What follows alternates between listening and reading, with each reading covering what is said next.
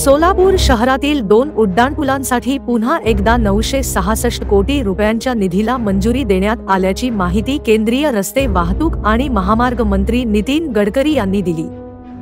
शहरासाठी 2015 साली छत्रपती संभाजी महाराज चौक ते पत्रकार भवन, जुना बोरामणी नाका ते मोररका बंगला असे 2 उड्डाणपूल मंजूर झाले आहेत। उड्डाणपूल मंजूर होऊन 9 वर्षे उलटली तरी भूसंपादन पूर्ण झालेले नाही।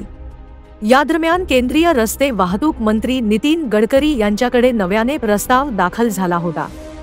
या नव्या प्रस्तावासाठी निधी मंजूर केल्याचे गडकरी यांनी काल जाहीर केले। 2 उड्डाणपुलांना 6 ठिकाणी प्रवेश आणि निर्गमन रॅम्प असणार आहेत। 2 सर्व्हिस रस्तेही असणार आहेत।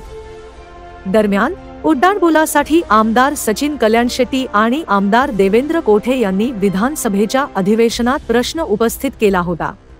भूसंपादन प्रक्रिया लवकर व्हावी यासाठी आमदार विजयकुमार देशमुख आणि आमदार सुभाष देशमुख यांनी मनपा आयुक्तांसोबत बैठका घेतल्या आहेत। उड्डाणपुलासाठी भूसंपादन पूर्ण करून मेळखेर सुधारित उड्डाणपुलांसाठीची निविदा निघणार आहे, असे दिल्लीस्थित वरिष्ठ अधिकाऱ्यांनी महानगरपालिकेला कळविले आहे।